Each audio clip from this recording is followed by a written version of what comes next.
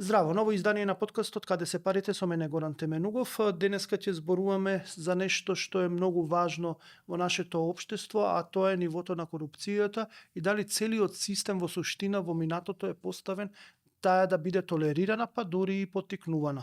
Сметам дека еден од најдобрите соговорници на оваа тема, а тоа е борбата против корупцијата, е нашата денешна гостинка, тоа е поранешната прва антикорупционерка Билјана Ивановска. Добро дојдовте. Благодарам за поканата, добро ве најдов. Значи, јас не можам како подкаст да се борам со мејнстрим медиумите кои што дневно ја обработуваат трагедијата во Кочани, но можам вака да придонесам, бидејќи ова е сепак стрикно економски подкаст, да дадам еден поглед околу нешто што ги спојува две најголеми трагедии во Македонија, од осамостојувањето, но и од пред тоа, а тоа е Кочани со 59 настрадани и Беса Транс со 45 мина настрадани, или што би се рекло во бројки 104 настрадани во рок од 3 месеци, од 3 години, 3 месеци и 21 ден.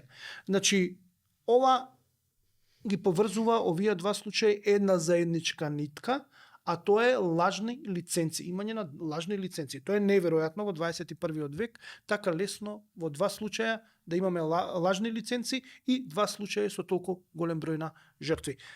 Ајде првин за лиценците ќе почнеме, иако сакав првин да зборуваме за општата констатација за корупцијата во државава, но сепак ќе одиме со лиценците. Како е вака поставен системот за да се судриме со тој проблем пред 3 години и 3 месеци, да видиме дека не функционира издавањето на лиценците и повторно да ни се повтори исто така со огромен број на жртви, со огромен број на настрадани. Што е тоа толку труло во системот, барем во овој дел околу лиценците? Човечкиот фактор. Значи, системот и не е така лошо поставен до толку, доколку сите оние кои што се вклучени во него имаат искрени намери да постапуваат како треба. Меѓутоа, тие постапуваат во насока на задоволување на својот личен интерес. И затоа постапуваат понекогаш, а многу често, како не треба. Издавањето на лиценци, дозволи, разни одобренија, решенија, значи сите да ги ставиме во еден куп, беше една од високите ризици од корупција, додека ја работевме националната стратегија за борба против корупција, бидејќи таа ни се темелеше на две основни темели, проблеми, да речеме, злоупотреба на парите, што прашувате каде се парите, кај корумпираните. Парите што ги нема. Злоупотреба на парите, а друго е злоупотреба на службената должност. Токму во овој дел, кај издавањето на овие документи, доаѓа до израз злоупотребата на службената положба на оние кои што ги издаваат. Ние своевремено сме упатувале дека ова е висок ризик, дека постојат начини како тој да се намали, меѓутоа до сега гледате дека едноставно сме наидувале на надлежни кои што немале слух и не сакале, немале желба или не знам како да се изразам, важно не пристапиле кон сериозно решавање на овој проблем. Во однос на издавањето, ќе кажам сега општо, па потоа и на конкретните случаи, во однос на издавањето, значи, ние сме воочиле дека во овој 21 ред, како што рековте и сами, е чудно да имаме проблеми од ваков вид, во овој 21 век се уште, например, барањата за одделни документи се уште не се сите електронски поставени достапни на граѓаните на веб страниците на институциите. Понатаму, барањата не може да се поднесат електронски. Најчесто треба да се поднесат лично, па тука се создаваат заеднички контакти помеѓу странките, каде што доаѓа приватниот и јавниот сервис, имаат допирни точки, ризиците од корупција се многу високи. Понатаму немате соодветни контроли, како се одвиваат процесите. Имаме фаворизирање, односно субјективен пристап на службеното лице при издавањето на документите и сето тоа се високи ризици од корупција, која на тоа ќе ја додадеме и неказнивоста, ги кажавте периодот кол кафе, видовме казнивост. 3 години, 3 месеци, 21 ден од едната трагедија до другата трагедија. Значи, дали имаме казнивост во овој период? Немаме казнивост. Нити за тој, нити за модуларната искочи кој што треба, нити за ласкарци. Значи, ова се каде што имало смртни случаи. Нема казнивост. И не само за тоа, нема казнивост и за други поголеми, што беа скандалозни, афери, се уште нема казнивост. Значи, неказнивоста, односно невладењето на правото е еден од сериозните ризици од корупција. Да се вратиме сега конкретно на предметите. Што се однесува до предметот Беса Транс, знаете дека тоа беше предмет на наше работење во претходниот состав и од прибраните документи дојдовме до заклучок дека инспекторите, односно службените лица од Бирото за јавна безбедност излегле на терен и во сервисот за технички преглед констатирале дека не ги исполнува условите за да врши технички преглед, поради тоа што има несоодветен кадар, нестручен кадар и невработен кадар. И тие констатирале дека тоа може да биде ризик технички неисправни возила да бидат вклучени во сообраќајот. Својата документација, односно белешка или записник како и да е, значи констатираното од терен, тие си го доставиле во Министерството спрема процедурите како што треба. Значи во случајов тие службени лица што требало да констатираат си ја завршиле работата. Меѓутоа, иако тие во август месец 21 година, значи на 23 август ги доставиле документите, овој автобус е регистриран веќе на 5 октомври, значи за колку ќе му дое таму за 2 месеца, неполни 2 месеца, е регистриран во токму во тоа правно лице за вршење на технички преглед. И тоа за автобус за приградски превоз и на кое што му е издадена потврда за техничка исправност која што нема ни подпис ни печат. И тој си продолжува понатаму да си сообраќа. Иако вие поднеле документација дека треба на тоа правно лице да му се издаде решение за стопирање на вршење дејност додека не ги исполни минимум техничките услови, тоа се уште си функционира. Се случува сообраќајката на 21 ноември, веќе на 26 ноември министрот го издава решението. Зошто требал министрот да чека толку? Значи, бидејќи во овој случај јавното обвинителство веќе имаше отворено предмет, ние целата документација ја доставивме до обвинителството и плюс тоа издадовме иницијатива за одговорност до владата што се однесува до министрот, меѓутоа вие како што гледате ништо тоа не се случи. Што се однесува за угостителските објекти. Исто така имавме предмет, односно 2 предмета, па ги споивме во еден за скопските локали, каде што констатиравме дека инспектори излегувале на терен. Не секогаш сите, например од Министерството за внатрешни работи добивме одговор дека иако бараме ние за цела 22 година колку се направени инспекцијски контроли, велат ние во декември не сме направиле. Ние ве прашуваме за цела година, не ве прашуваме за еден месец. Не се, од Министерството за економија имавме чуден одговор, велат ние такво барање за регистрирање на таков угостителски објект немаме, како може да немаат, а тој постои. Инспекторите од инспекторатот имаат направено контроли, дури направивме табела што констатирале, па мирување, па да исполнат услови, па да да мирува локалот.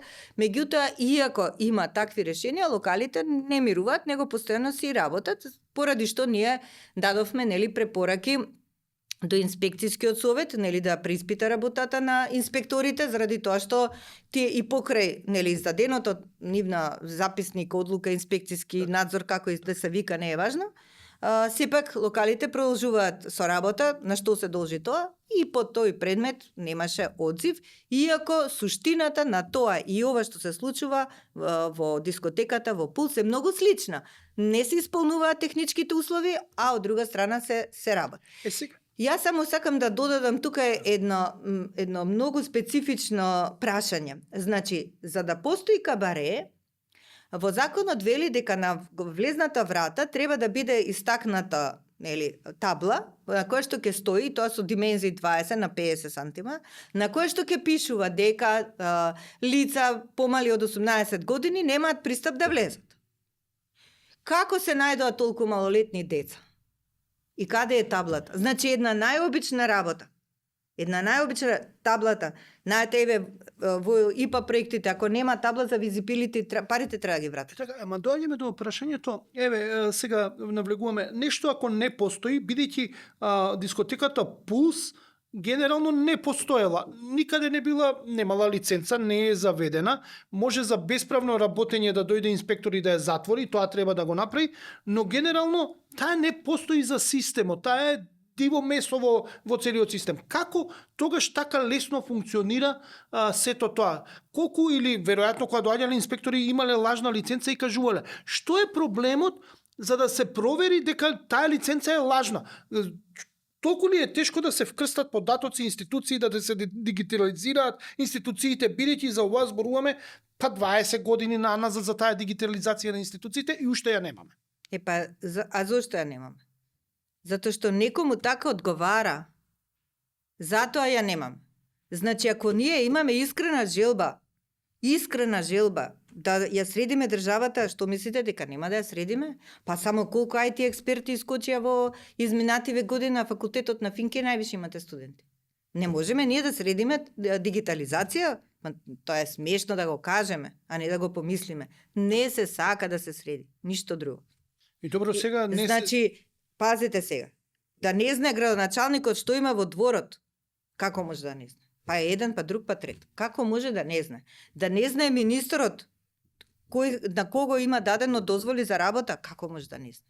Ако јас одговарам за овие 5 работи, па ја ќе си ги пазам тие 5 работи дењаноке. Да, но овде не знае дека има, не постои тоа. Он има лажно нешто. Значи, доаѓа инспектор, доаѓа полицаец, доаѓа инспекторот, 5-6 инспекции имаат надлежност, мислам 7, дека се вкупно 8 инспекции треба да контролираат работата. Доаѓа и му покажуваат лажна лиценца, вика ја имам лиценца, ги исполнувам минимум техничките услови, кој ве врти, тоа е тоа. Бидејќи на пример пазарен инспектор не може да мери до кров дали е 2,40 или 2,60, не може да мери ова, дали има кочница вратата. Едноставно, како да не може да проверат неколку години, 2 години, дека нема, таа лиценца не постои. Тој систем не е во системот воопшто, не може ли да проверат? Многу добар збор кажавте.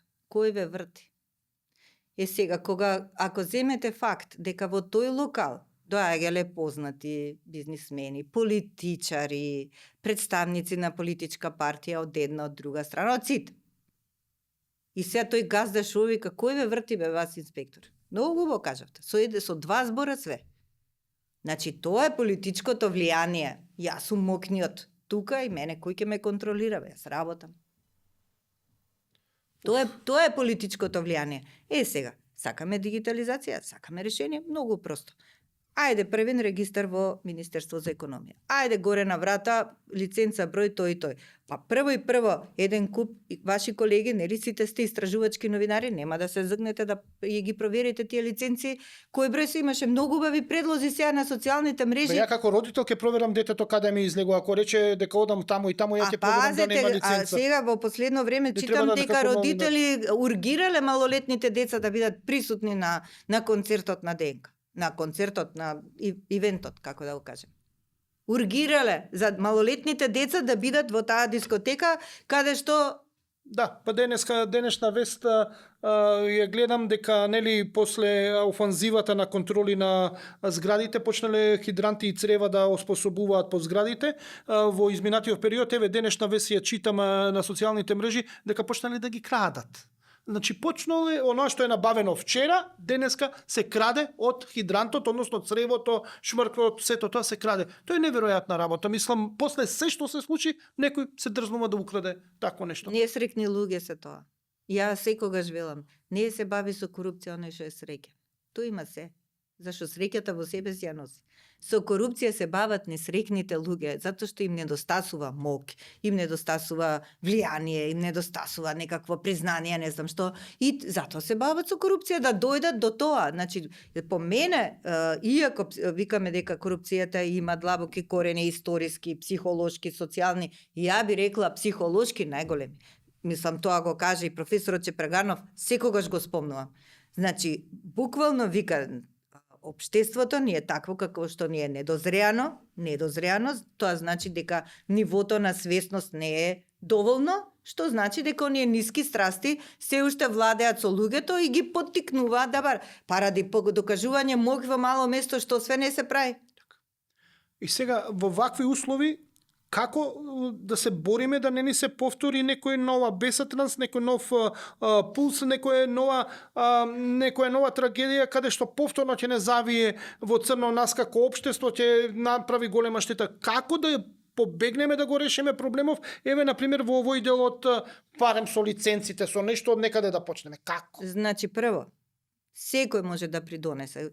Како велиме, корупцијата е како танко, секогаш треба двајца минимум. Така е. Мора да има и понуда, но и побарувачка и обратно. Така е. Затоа велим имаме и пасивна и активна, таа е во закон така дефиниран. Значи некој нуди, некој бара и така натаму.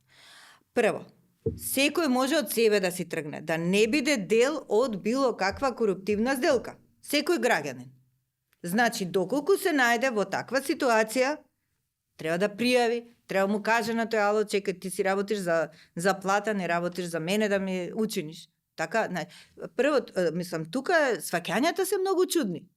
Као, тие што работат во работни позиции кои што имаат допир со граѓани и се тие сметаат дека ако му се јави, ако му рече готово ти е решението или, не знам, било што.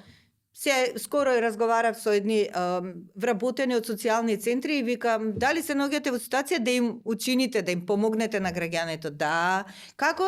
Па така, вика, ќе донесат после 1 сат документи, а архивата ни работи до 1. А зашто ви работи до 1? Работно време е до 4. Вие сами сте си рекли дека работи до 1, па ако завршите работа после, нели, ако ми ги примите документите на странките, тогаш ќе речете ја им завршив работа. Па не им завршувате, вие го вадите лебот. Значи, размислувањето треба, кодот треба да си го промениме. Зашто одиме на работа? Одиме да си ја сработиме својата работа, а тоа што вршиме услуга на граѓаните, тоа ни е работа, а не дека ние им учинуваме нешто. Но како да се смени тоа? Например, прост пример, чекаме во ред, доаѓа падобранец, сака да го заобиколи редот, нели ние сме идиотите што чекаме во редот и се побунувам, например, ја или некој во близина, се побунувам да му укажам да го вратам кај што му е место, еден се буни, другите си гледаат на страна како да не се од тука, спреќутуваат и ти се соочуваш на лично ниво со тој насилник, со тој падобранец, со тој кршител на права, на моите и на сите останати. Ти се буниш, а другите си свиркат и си гледаат на страна. Во ред, сите го чекате редот, сите. Ако вие се буните, нема пред вас да влезе. Ако нив им одговара да влезе пред нив, нека влезат. Па нека си ја чукаат главата од после. Не им одговара, ама ќутат. Ама порано ќутеа сите. Сега ја зборува по еден, зборат по двајца. Значи свеста треба да се зголемува и ќе се зголемува. Ова што се случи во последниве години, што ни се случува и капаков сега.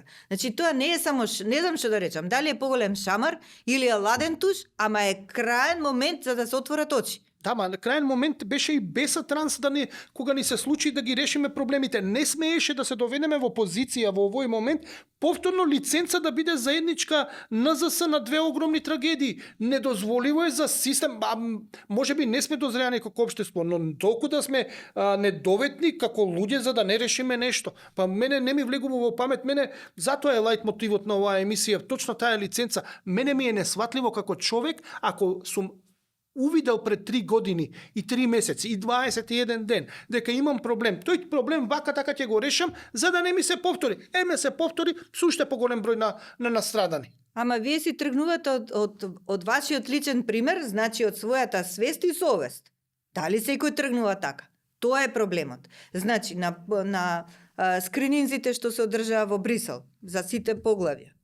Вклучена беше антикорупцијска, конкретно во делот за економија. Укажани беа ризиците од корупција во издавањето на дозволи, лиценции и решенија и сите документи, како и во доделувањето на концесии на минерални суровини. Значи, кажавме дека потребно е се направи регистар софтверско решение за да се гледа да се следат концесиите. Што ти не се ископа од државата и се пренесе, што колку тони песок се однесе од диви правни лица, како да ги кажам, и камиони нерегистрирани, што не. Сето тоа е кажано во Брисел. Значи, таму ме гледа како да сум ја државен непријател. Моите колеги од министерствата, кои ги кажував слоб, не само од тоа министерство, ја за сите министерства. Што ви викаат тие колеги што е нивната задача да го штитат јавниот интерес, односно да застанат на патот на ваквите девијантни појави, односно на криминалот. Што ви викаат? Значи, што да ми викаат пред нели ова комисијата на Европската комисија, нели пред нивната делегација, не можат ништо да викаат, освен да си го кажат својот дел. Со тоа што јас имав поддршка од страна на нели службените лица на Европската комисија кои што велеат дека институциите треба да ги следат препораките на Државната комисија за спречување на корупција. Значи после тоа нели она постфестум ќе ми кажат ама да, имаш право во ова вона, затоа што ја не ги измислив проблемите. Проблемите сами си ги кажа во делот кога ја подготвувавме националната стратегија. Кажа и проблеми, спорувавме кои мерки се најдобри, какви активности, значи тоа не се паднати од него. И зашто не се направи тој регистар и на концесии, и на лиценци, и на па тогаш го сменија и рекоа владата донела одлука да не биде во Министерството за економија, да биде во Генералниот секретаријат, во кабинетот на Фатмир Бетичи, бидејќи тој се бавеше со економски прашања. Ја во поново време прашав пред ова се да биде, прашав докаде е со тоа, бидејќи ме интересираше, кажа дека сега се бара изведувач, економски оператор кој што ќе го креира софтверот. Значи 5 години пројдоа од како е донесена стратегијата, ќе престане да важи уште оваа година, ќе прават сега нова. Уште нема најдено кој да го прави софтверот. И сега ќе ми кажете за желба, за уште некој уматно да испокопа нешто од тоа концесиите. Нема желба. Кога интересот надвјасува, каква желба? Интересот надвјасува.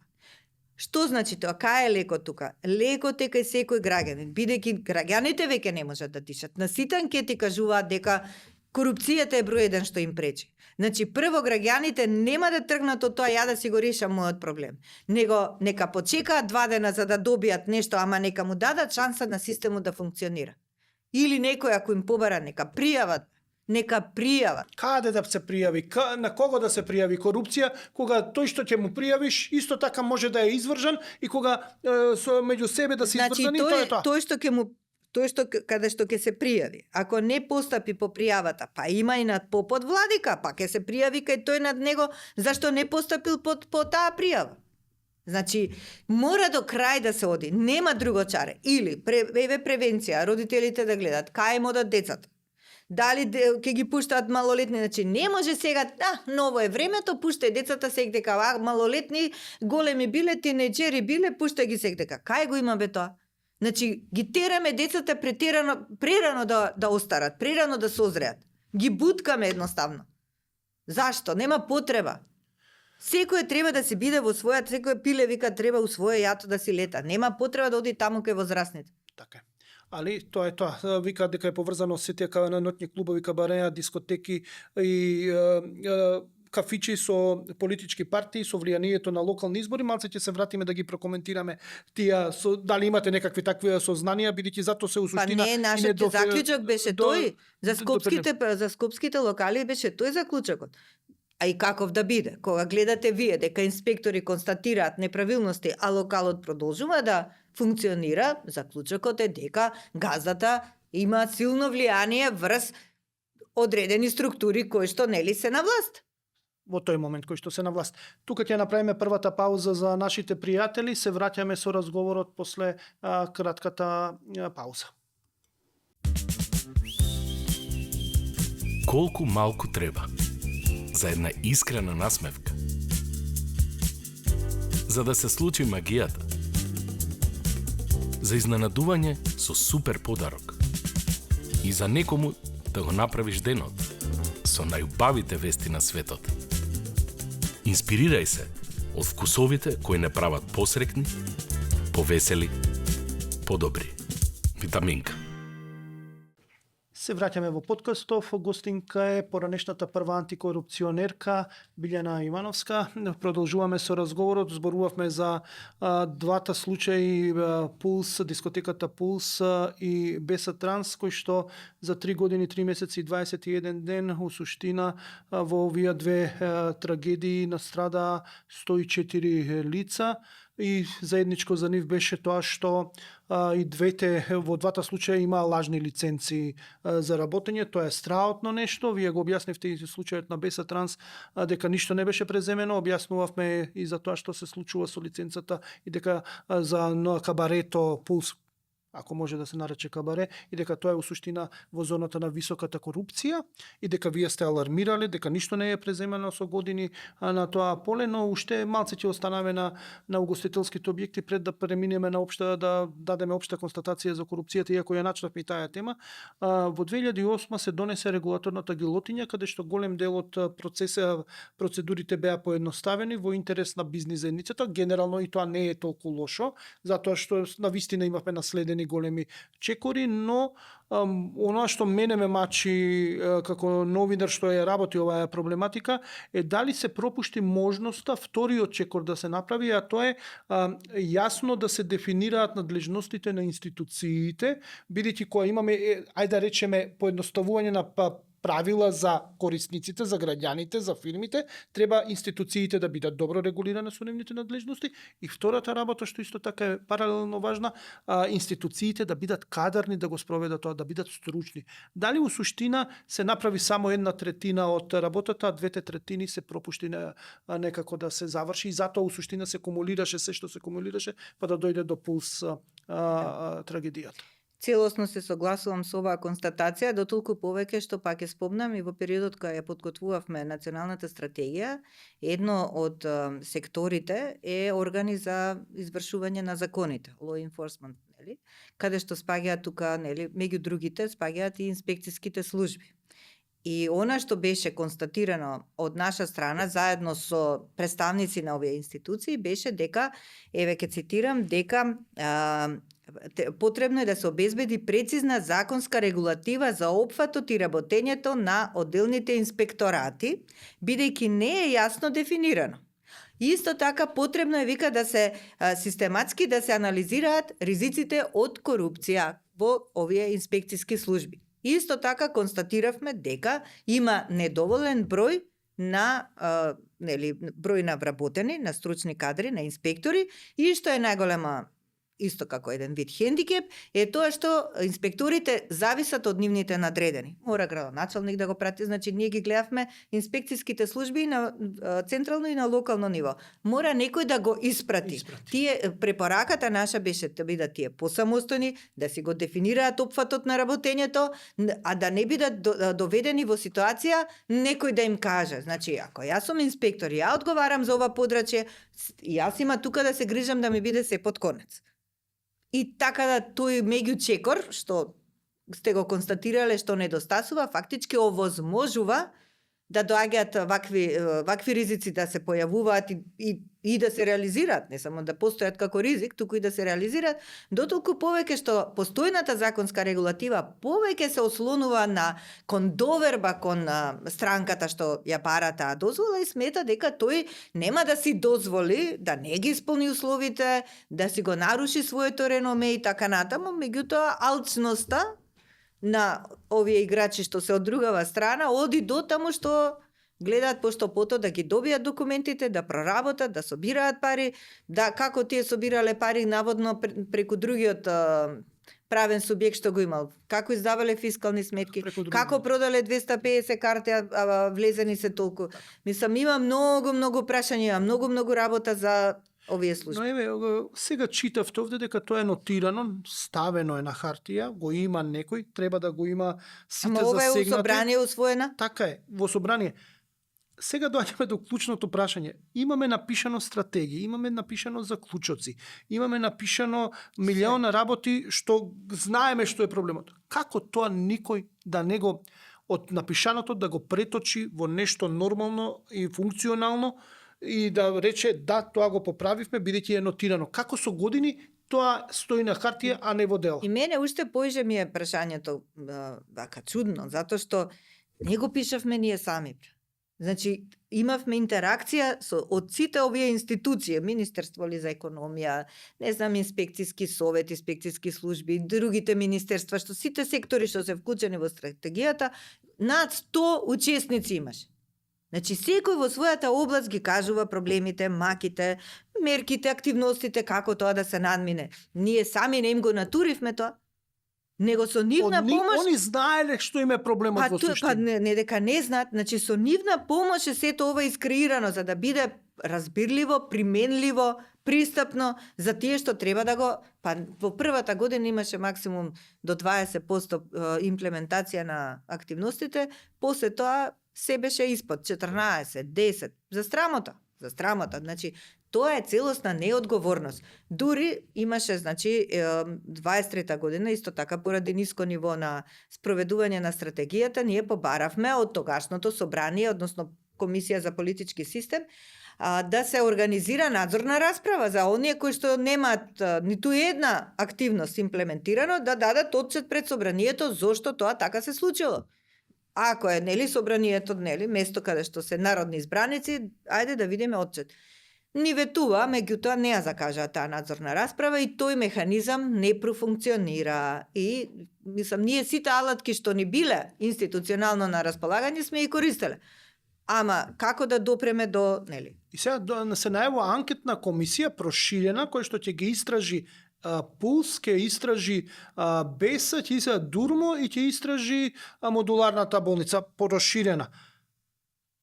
Па има они надлежности до сега да го направат тоа. Собранието можеше да интервенира вака ако го гледаме. Знаеа кои се проблемите, можеа до сега да направат. Од сите партии, не се сите сите што ги гледаме пратеници политички партии, се во парламентот 34-5 години кога самостојувањето. Една реченица да ви кажам, се ќе ви биде јасно. Значи, ја даваме ние стратегијата во собрание.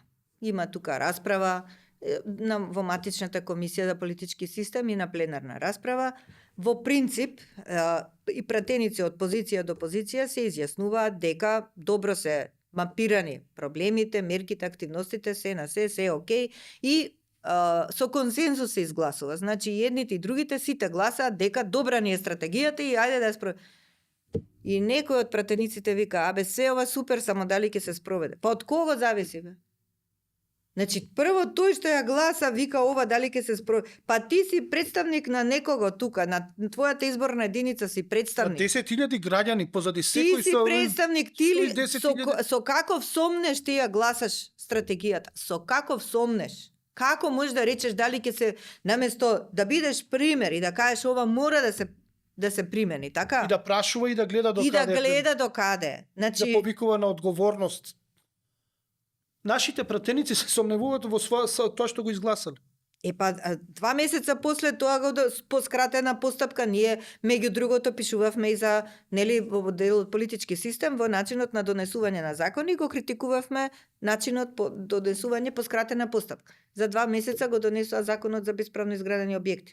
Закон за дивоградби. Значи ти сакаш правен статус да дадеш на нешто што е диво.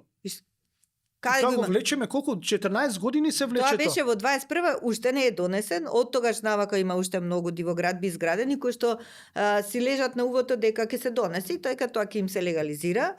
Ние државме дебати, море викавме стручни лица, море архитекти, море урбанисти, море што све не од Агенција за планирање на простор, значи сите засегнати страни, и беше заклучок дека е добро, бидејќи владата во тоа време од надлежните се вадеа дека дивоградбите се поради социјални случаи. А ние сите сме сведоци дека огромни хациенди се дивоградби. Нашиот предлог беше да се преброиме. Да видиме колку од нив се од социјалните случаи се дивоградби, а колку и припаѓаат на несоцијални случаи. Ништо таа не се направи, ниту законот се донесе да се ограничи употребата. Нашиот предлог беше да се ограничи употребата. Значи, они гласале во стратегијата да се ограничи употребата на законот за дивоградби, а за 2 месеца носат нов. Па еве го, еве, сега го проверувам во 2011 е првиот за легализирање на дивоградбите, што легализира се цела држава што имавме сето тоа. Но тој уште е активен, колку што знам. Уште се влечкаат случаи и се надополнуваат и се дополнуваат, одовлекуваат, се даваат други можности. У суштина се што се гради може. Се што се гради може, а таму вика кој изградено до 2011. До 2000, да. А се што се гради може. А како нема водсуство на сателитски снимки и сите лажат. И не ги признаваат. Даваат лажни изјави и вика да бе пред 2011. Па ама еве земете овие што беше дивоградбите на матка, тие сплавови. Така не ги признаваат на пример Google Earth што ги прави снимките, вика не се не, ништо не, тоа не важи. Не важи тоа. А еве нели меѓу првите предмети ни беше за колку е ова срамно. Пресрамно. Мислам, не употребувам зборови во подкаст овакви, ама стварно мислам, абе, човечки животи се плаќа ова, вакво ви ја вашлу кеде. Ај сега да ве прашам нешто. Ова е страшно. Во 2019 го имавме предметот за матка. Значи, таму докажавме дека станува збор за подрачје што е сувенир на природата, нели? Заштитен. Не беше законот донесен, се уште не го носат законот за тие како ги викаат, За заштитени подрачја на како природата, на да. природата. И уште не го носат тој закон, затоа што не можеле да се договорат меѓу себе. Они не можеле да се договорат, природата ќе отиде, нема врска. Пазите, таму имате чамци кои што исто така диво возат туристи. Ај таму да се случи да здува еден ветар, да се превртат чамците кои што немаат ни заштитна опрема ни ништо. И што ќе биде после? А тој предмет од обвинителство у рекордно време ни беше одбиен. Што да ви кажам? Ке се поправил тоа, иако во општината. Пазите, тие бараат да се легализираат дивоградбите да бидат медицински објекти. Медицински, за медицински намени. А тие се платформи. Знаете зашто се. Кафани. Кафани. Никој не им дал дозвола ни на чамци, ни на ништо тамо, ни на сплаво, на ништо немаат, никакви дозволи немаат, за ништо немаат дозволи. Али обвинителство вика нема случај. Обвинителство ништо вика, ништо препораката таму ќе се изрешат они, не знам. Градоначалникот ќе постапи. Ние исто така ни беше како наод тоа што градоначалникот не им одговараше на барањето за легализација, на пример, отфрли го барањето, ама тој не им одговара. Да, интересно е, тоа го спомна председателот на ЗЕЛС, градоначалникот на Кисела Вода, дека и ја го знам, тоа во законот стои, 15 дена ако не биде одговорено на барањето, тоа е за молчење на администрацијата и се прифатено дека Не, овој требаше, мислам, за 1 година да им... Ама немаше одговор, немаше никаков одговор. И тоа е молчење на администрацијата, тоа значи дека можеш да го правиш тоа. Така Кај го има тоа? Само кај нас. Срамота. Срамота. Градоначалникот го кажува за оние дозволи што треба да се добијат од водовод, струја и така натаму за пуштање на објекти. Тие треба да бидат. Ама и ова кај го има? Сега еве, не дај Боже, отидат туристи, може и странски туристи да отидат на матка, ќе здува еден ветер, ќе се испопревртат сите их после. Значи, буквално во сите сфери имаме дадено предупредувања, тоа е превенција. Таа институција е за превенирање, така ли?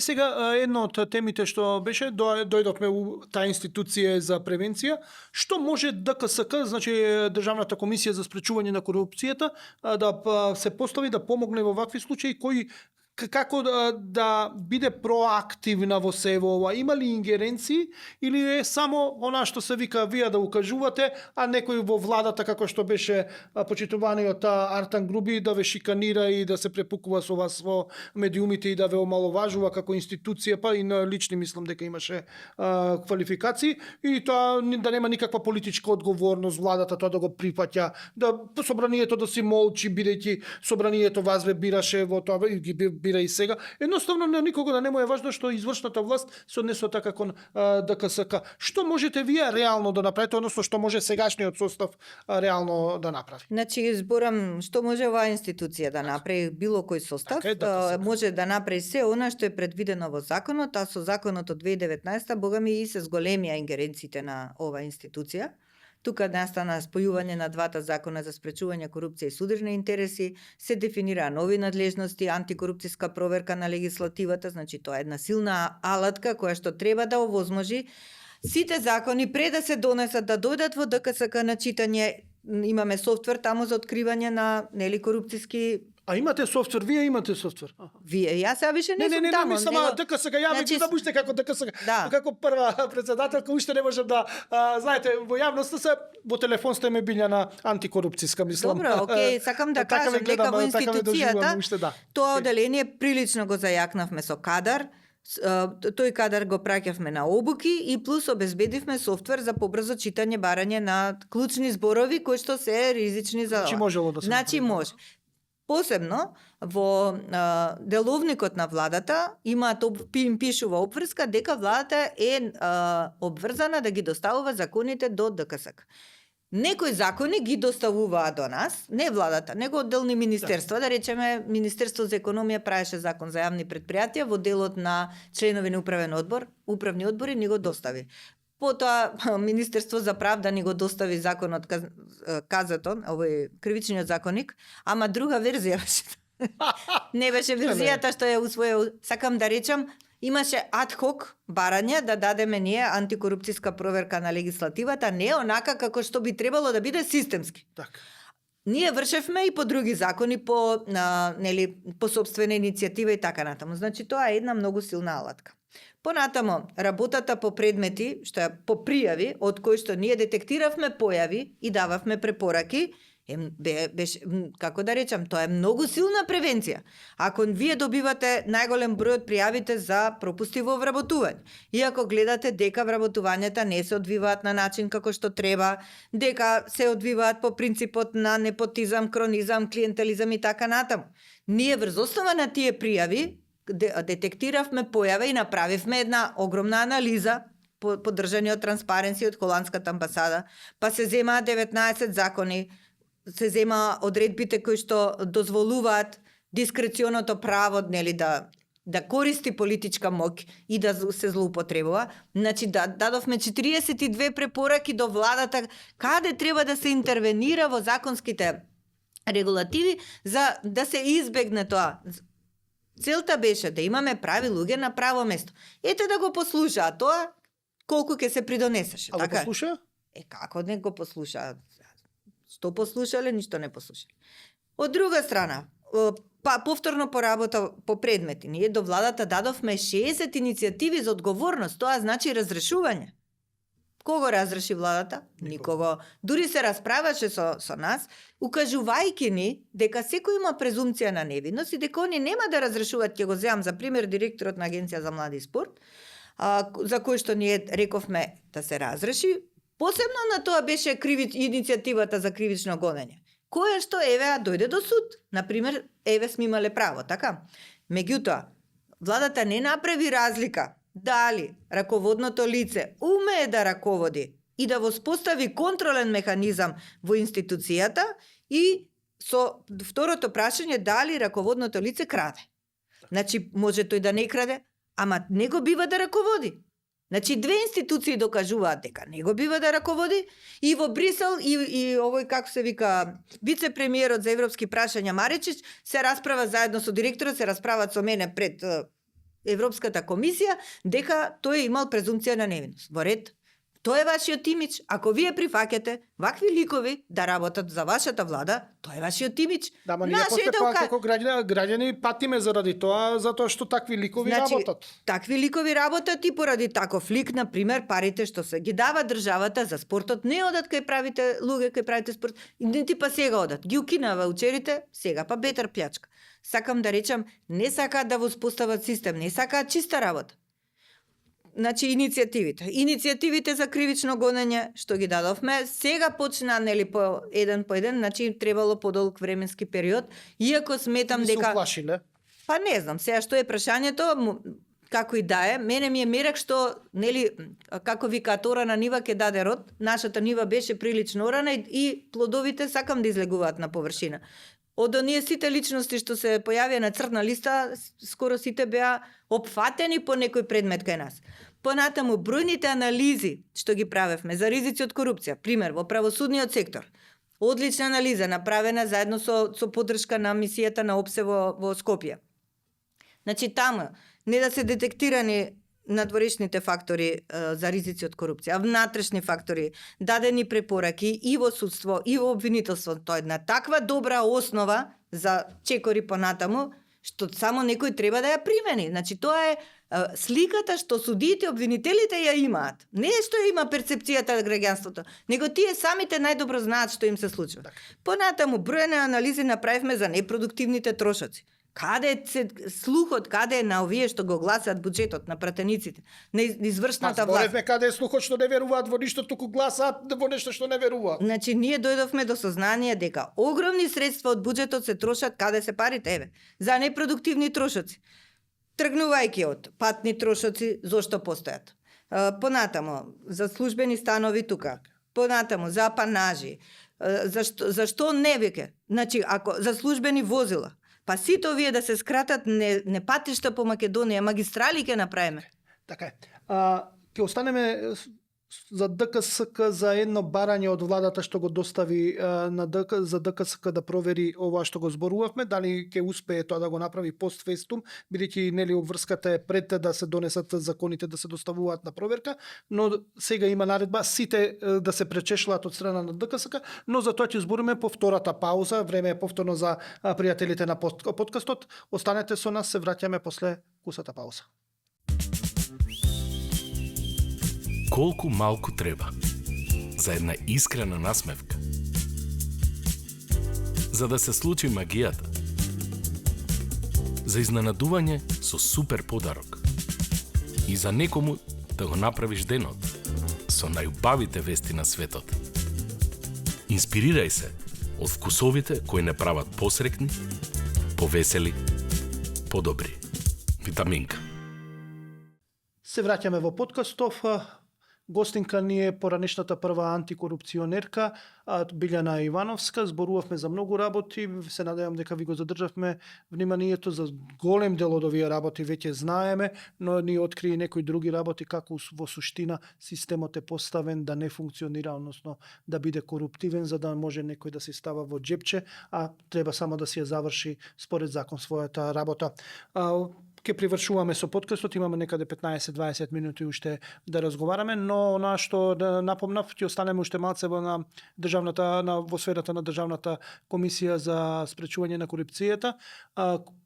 Владата и даде на задолжение на антикорупцијска да ги провери законите, значи тие што се донесени, каде може да има опасност од коруптивни действија и недоречености, односно да види дали може да ни се повторуваат поради лоши законски решенија трагедиите од типот на Пулс, Бесатурс, Модуларна и другите трагедии.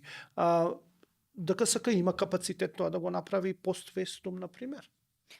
Да, има капацитет, како не ви кажав, тоа одделение има и е екипирано и има, нели, техничка помош тоа да го направи, ќе го направи.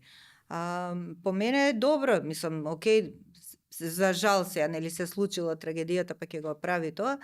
Меѓутоа, мислам дека треба и подзаконските акти да се прочешлат, иако тоа не е стриктно како надлежност на ДКСК, дека треба да чешла и подзаконски акти, но може би тука треба да се навлезе подлабоко, затоа што таму голем дел од прашањата се додефинираат и всушност се остава оној празен простор за да може службеното лице да биде секогаш во право или не дај Боже пак да може да не биде во криво или да не одговара. Да, или пак да биде па толку ригорозно што ќе се плаши да стави подпис, па ќе си рече бегај, ај понатаму. Значи, како и да е, има ризици од двете страни. Мислам дека треба да се прочеслаат убаво и подзаконските акти, ако ништо друго, заедно со институциите кои што се надлежни за овие закони, мислам треба 16 очи отварање. Затоа што не се случува ова што се случи на некој друг, нам ни се случува. Наши деца се тие. Така. Значи, што треба поише? Не разбирам, што треба поише да не се случи? Што треба поише? Уште е земјотрес да се случи и да ги урне сите дивоградби, ете тоа. Што треба поише? Да, ама не се случи и Беса Транс со 45 настрадани, па 3 години, 3 месеци и 21 ден ништо не се смени, па ни се случи Пулс со 59 настрадани. Значи, ништо не ни се случува. Тоа е несватливо е за мене, но добро, тука ќе го затворам делот околу ова, ќе одиме на одземање на едни други лиценци што е сега во текот, но само да напоменам за сите што не пратат, да, кога се читаат правилниците се клучни можеби во целава работа, бидејќи кога го е правилник за минимум технички услови, таму е дефинирано што значи, таму е оставено недореченостите, таму е, например, во тој правилник што го носи лично министерот што го одобрува, е предвидено кој мери површина, какви треба да бидат излезните врати, колку излезни врати има во помош на во случај на несреќа и сето тоа треба пазарен инспекторат да го работи, а не некој друг, така што веројатно тука треба тоа да се поправи. Треба 16 очи отварање. Не е за фрканција. И не треба само за ова прашање, само за угостителските. Буквално за се. За се да се прочита. Буквално за се. Така, ајде да видиме дали ќе имаме капацитет, првен политичка волја, а втори капацитет тоа да се спроведе, но сега е многу актуелно одземањето некаде околу 470 и нешто лиценци се одземени, може и 500 лиценци на компании, градежни компании, проектантски бироа, надзорни компании, значи се одземаат лиценците. Што ова значи сега малце сите некои градиле куќи индивидуални легално се со архитекти што се подпишале надзорни, колку нашето тоа што е подпишано е валидно, но што и со нашто се згради, објекти јавни, но и приватни и згради, колку се тие легални, колку се безбедни и колку у суштина позади нив стои веродостоен подпис. Начинот на кој што им се одземале овие лиценци, според она што се јавно достапни информации на Министерството за транспорт, е дека единствен критериум е бројот на вработени. Тие кубурат со стручни кадри, па некој за дополнително време со својата лиценца се пријавува во една компанија, во друга компанија и така натаму. По 2 сата. По 2 сата, за да се исполни тој критериум дека имаат лиценциран стручно лице. Значи, единствен критериум е тој. Мислам дека и тоа е единствениот законски, бидејќи на пресконференцијата бев ја на министерот за транспорт и врски, вика ние талкаме во моментов, не сме сигурни колку е ова правно издржано, но подобро да донесеме ваква одлука, па да се расправаме дали е добро или не и да се тужиме и сето тоа, одошто да не реагираме и да продолжи ваквата опасна работа. Така што веројатно тоа е некоја правна основа за да се одземе. Работејќи по предмети во ДКСК, например, ќе го кажам предметот за 1 денар метар квадратен, што беше за проектирање на деталниот урбанистички план C08. Значи, ова ме поттикнува да кажам дека покрај бројноста на вработените, значи тоа е еден критериум, дека треба да се гледа и квалитетот на извршената работа. Значи и квалитетот на извршената работа. Па само во општина Центар имаше бројни дупови кои што не беа усогласени со генералниот урбанистички план. Зашто на тие не им се одземаа лиценците? Зашто не се каже од која причина се одзема лиценцата поради тоа што е изработен таков и таков план? Например.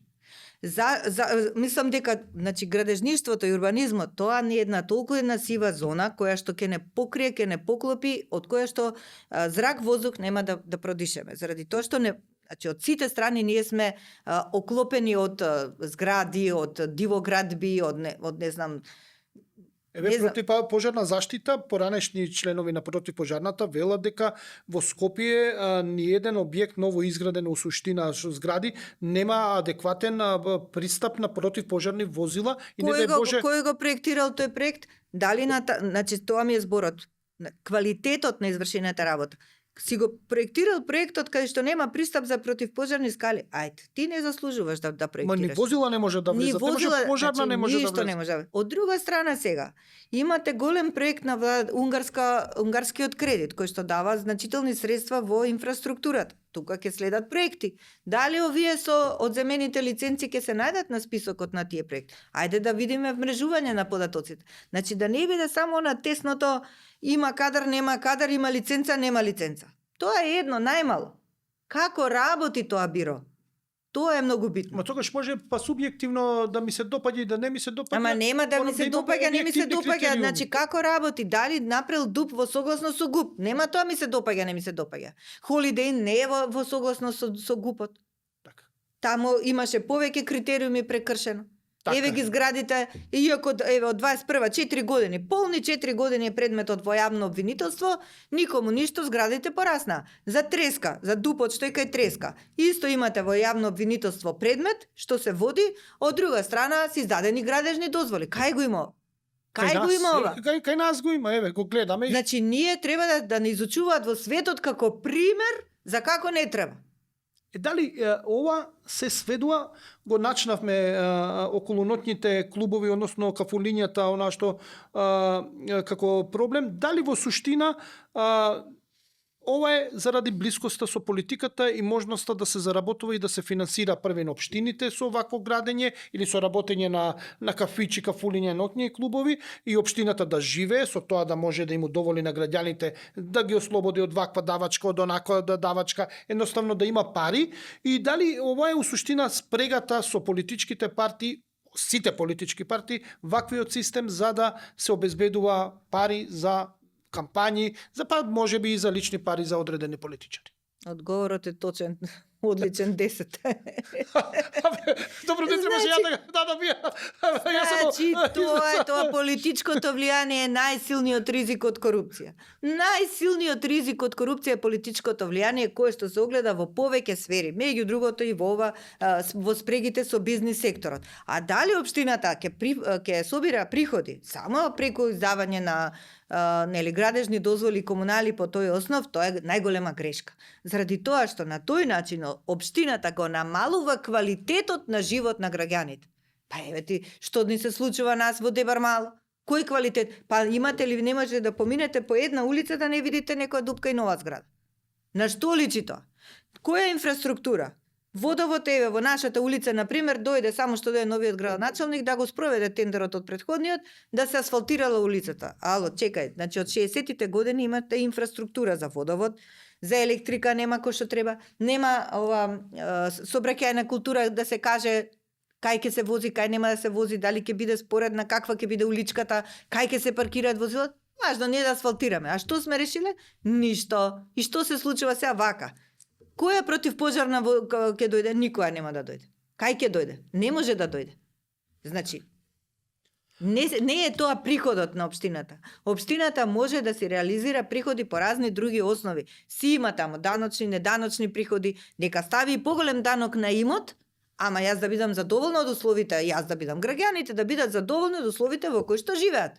Да плаќам данок, ама сакам да имам се. Така е, да имам паркинг место, да имам каде тротоар да си го носам детето у школа, да имам патека со точак да си поминам, да ми биде безбеден животот. И да не се вози по 100 на сат, да има мирни зони за сообраќај. Значи нормален, културен, нормален живот. Вие одите еве во Хак да одите, мислите сте отишле во не знам какво местенце некое тивко, мирно, нема сообраќај, нема ништо. Зошто? Затоа што си е уредено. Затоа што си постои јавен превоз. Затоа што луѓето не мора да инвестираат во возила.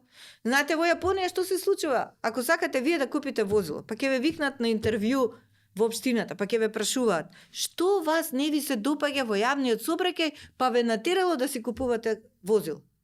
Па колку се јапонците рационални, не мора да си го трошат толков дел од буџетот за да купуваат возила. Си одат со јавен превоз и секаде си функционира јавниот превоз. Па и пратениците зашто не си одат со јавен превоз? Пример.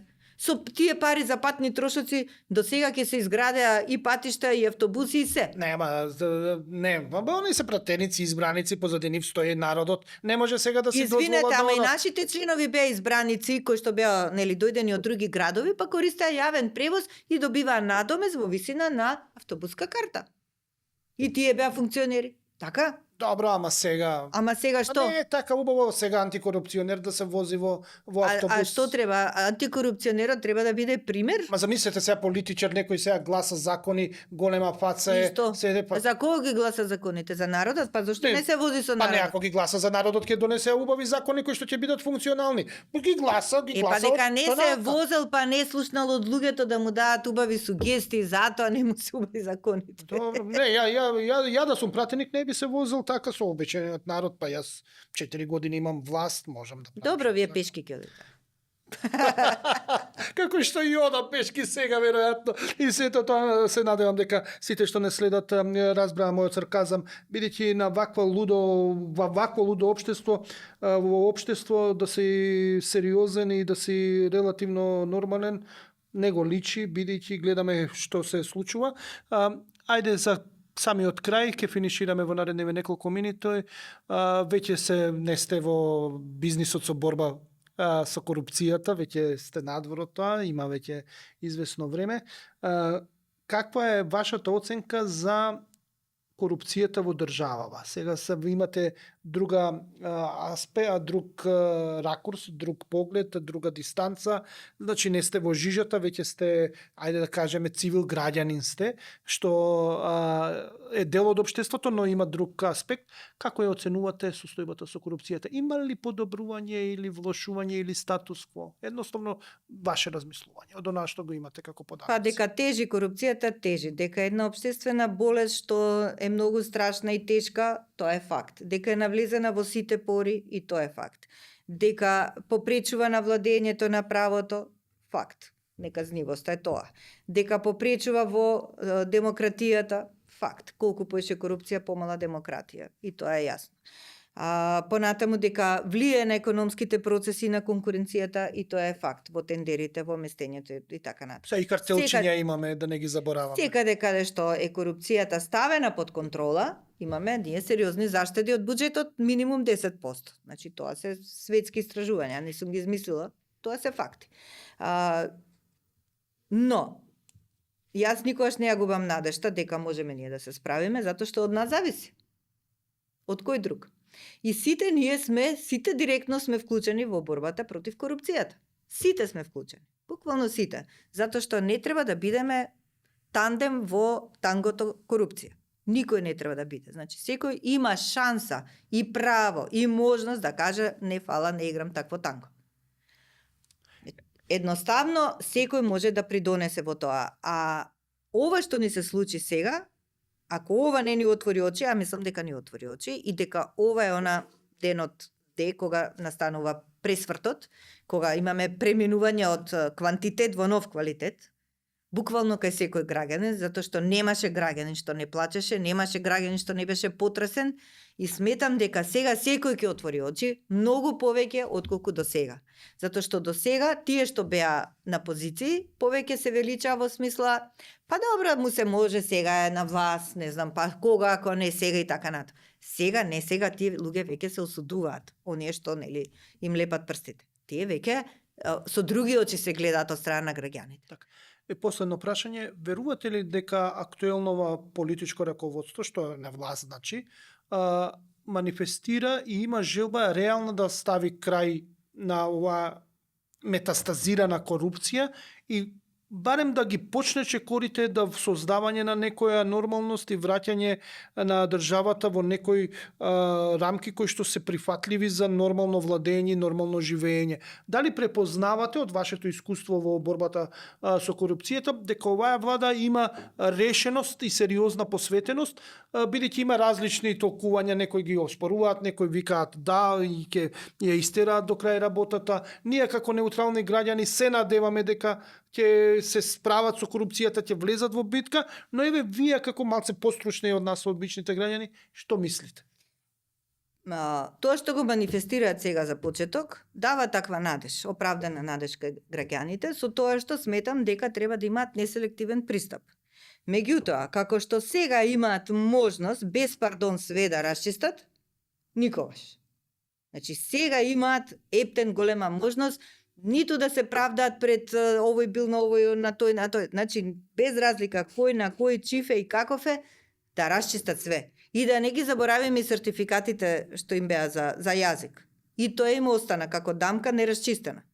Значи, директорот што беше поставен на АНБ, има таков сертификат за кој што обвинителството и судот има донесено судска одлука веќе за 2 директорки. Што се па тие директорки? Значи, пак да се вратам, треба да има неселективен пристап. За се. Буквално за се. И за ова истражување, и за било кое, и за сертификатите, значи да има неселективен пристап.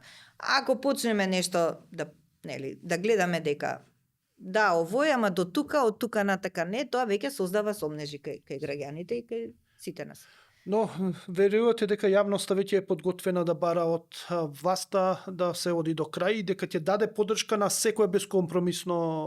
Да, ја мислам дека да, и тука вие сте исто на фронтот, новинарите, медиумите, значи вие сте тука сега многу јаки, треба да сте многу јаки и главни. Затоа што вие сте спрегата помеѓу тоа што се случува и тоа што им се пренесува на граѓаните. Така, да. Се надевам дека ќе бидеме и понатаму јаки, дека ќе работиме во интерес на јавноста. Ви благодарам што бевте дел од овој подкаст. Ова беше убав разговор за една сериозна и тажна тема, но отворивме некои теми кои што се присутни во јавноста, но сметам дека и јас како новинар, но и подкастов Каде се парите треба да дадат одговори. Ви благодарам уште еднаш што бевте дел од подкастот. Благодарам за поканата, Штепан. Се гледаме во наредната епизода. Секој е добро.